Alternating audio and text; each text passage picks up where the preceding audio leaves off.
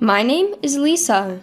It's been just about a year since I married my husband, Robert. We've been living happily together in a small, cheap apartment, dreaming of moving into a newly built, detached house. His parents' house is located within a 5-minute walk, but they seldom come to our place. He once said, "My mom doesn't want to be the type to meddle with her son's marriage. That's why she doesn't visit us, even though we live so close." Upon hearing this, I started liking my mother-in-law even more. The biggest concern for most women after getting married is the meddling mother-in-law, but it seems I don't have to worry about that. If I were to be meddled with, I am sure I would resist. I've always been told by my parents, "If somebody picks on you, give it back twice as hard. Then nobody will mess with you." But it seemed unlikely I'd have to fight with my mother-in-law, so I was able to live stress-free regarding my family relationships. After several years of working, our careers were going well, and we started to have many conversations about buying a house. During this time, my parents, who had heard about our discussions, made us an attractive proposal. "We've always thought if you two decided to build a house, we'd give you some of our land. Feel free to use it." They offered to give us part of their own land. My parents aren't rich though, thanks to a windfall my grandfather got a while ago. They have had some very good land to pass on to us. When they discussed it with my grandfather, he said, "I've passed it on to you, so do as you please." When I told Robert about this, he said, "Let's take advantage of their generosity. I'll never be able to thank your parents enough. And thank your grandpa too. It's his land after all. Ha ha ha." Ha ha ha. So, we began to discuss what kind of house we wanted to live in, visiting showrooms on the weekends, touring our boss's impressive mansion, and talking to agents about new residences being built. Planning is often more fun than actually executing, isn't it? But then, one day, a call from my mother-in-law shattered our happy life suddenly. When Robert answered a call from his mother, it seemed she had somehow heard about our plans to build a new house. She said to Robert, "If you're going to build a house, how about making it a duplex so we can live together?" We were both stunned by her proposal. We hadn't imagined that my mother-in-law, who had seldom interfered in our lives, would want to live with us in a duplex. After a few seconds of silence, Robert made a non-committal response and continued to dodge this question. It's not surprising that he reacted this way. We hadn't considered the option of a duplex. We were planning to have a room for a future child, but if we were to make it a duplex, we'd have to replan everything from scratch. But I worried that if we outright rejected the idea, our relationship with my mother-in-law would suffer. I was as perplexed as Robert. We had made a promise to have dinner at her place once a month, so we had a family dinner there. My mother-in-law began to continue her conversation from where we cut off last time, even though there was Robert's brother, Mark, a single father. "Hey, have you given any thought to our conversation from the other day about the duplex? I think it's a really good idea though. What do you think? Of course we will contribute financially, and selling our place here should net a pretty penny. Besides, kids are going to come along eventually, right? Wouldn't it be helpful if we're right next door whenever there's trouble? Isn't it all upsides?"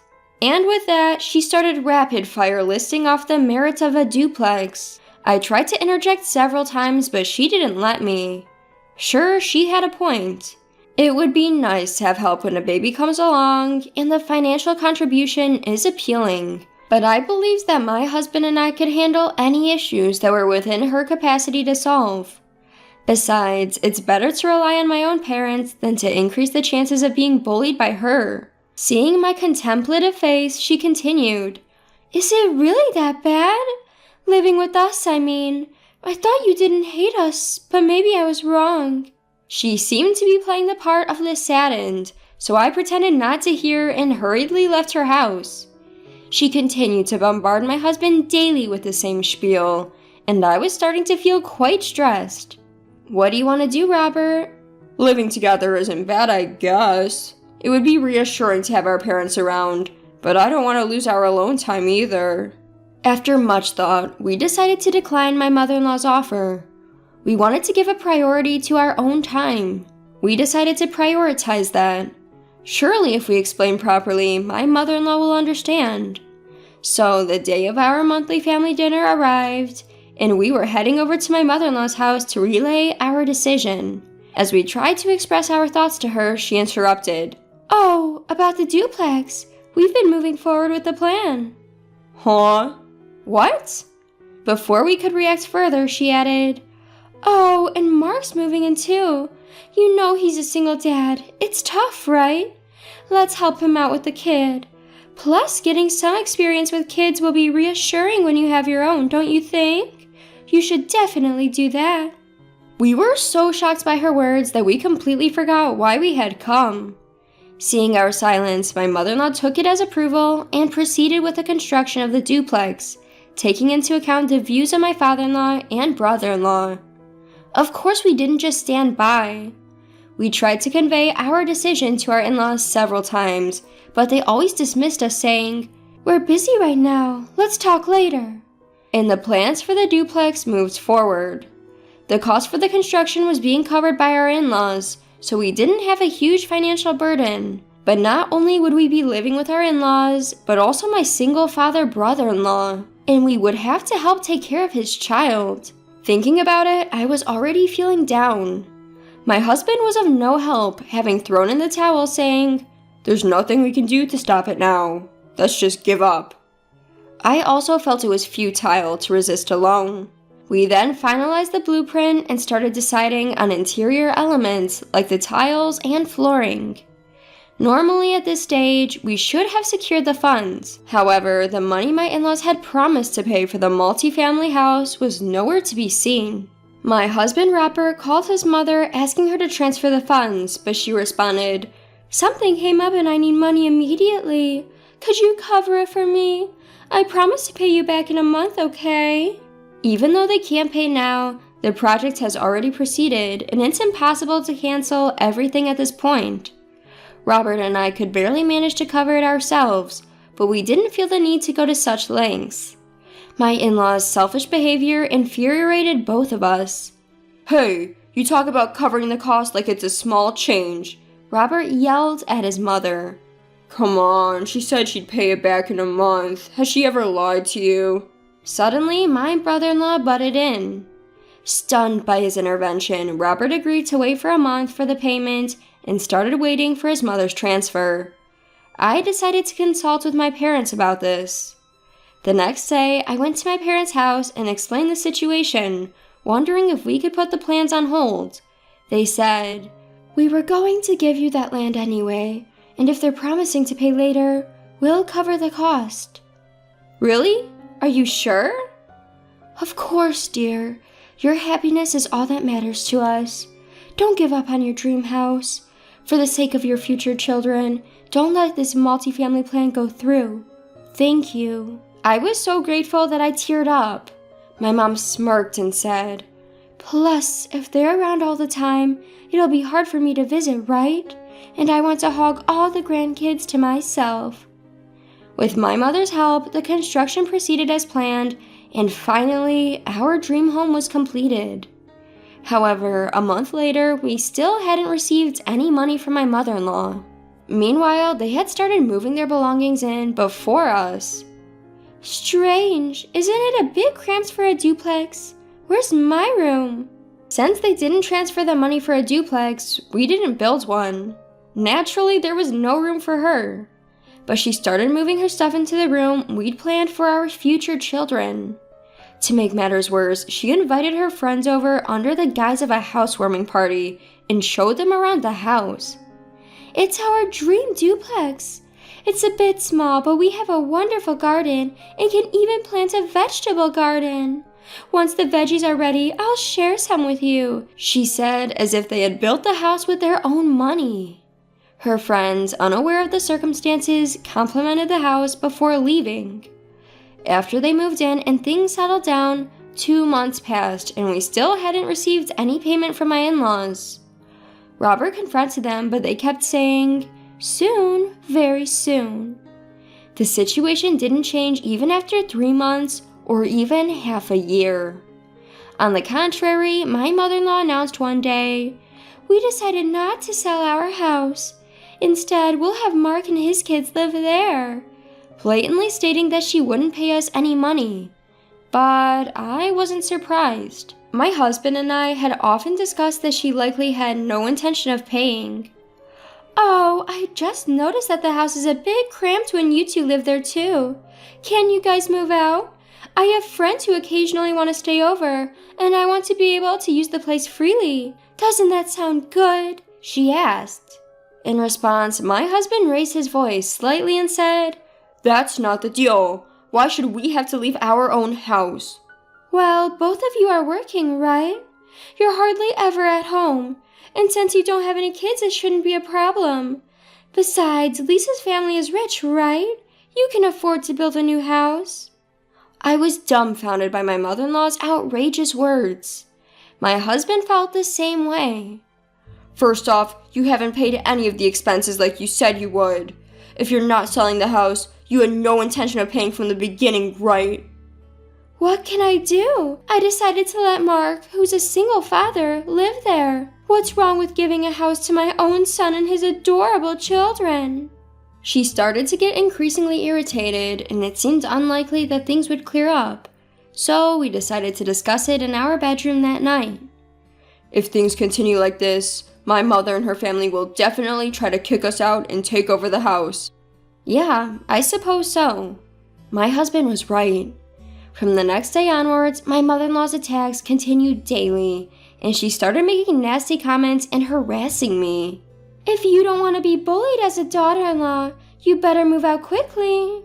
This is what they call mother-in-law versus daughter-in-law problems. I thought I wouldn't have to deal with such issues, but experiencing them firsthand turned out to be more troublesome than I'd imagined.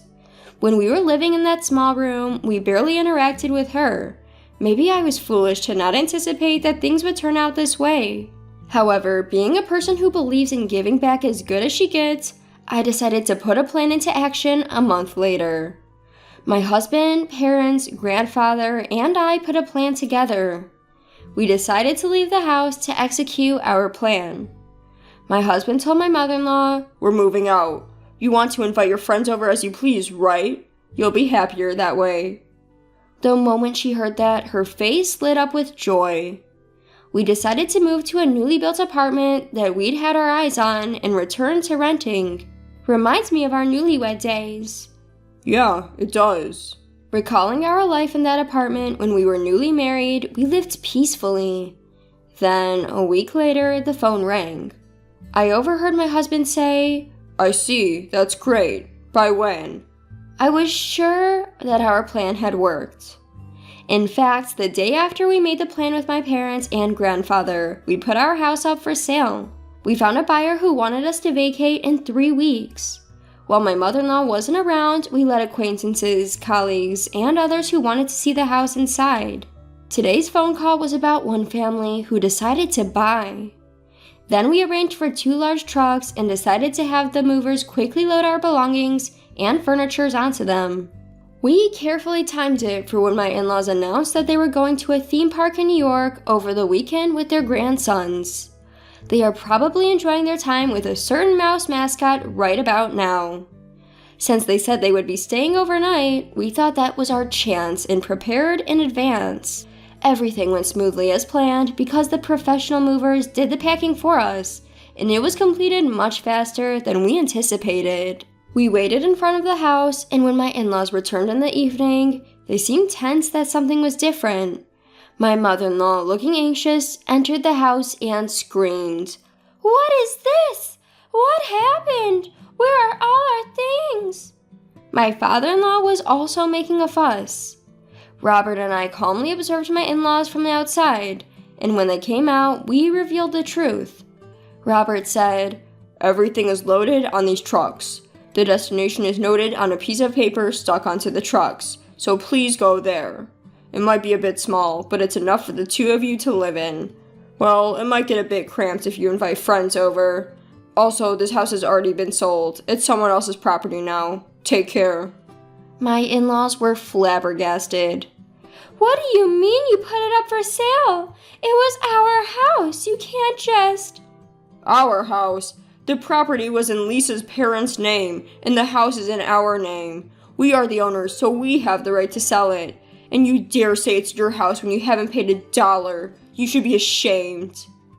At the unexpected words from their son, my in-laws, who were causing a big fuss, fell silent. Before we left, Robert said, "We've taken care of things until now, but you'll have to unload things yourselves. You can afford that much, can't you?" "We don't have that kind of money." "I know you must have. You've been selling things you stole from Lisa and depositing the money in your bank account." "How did you know that?" "Does it matter?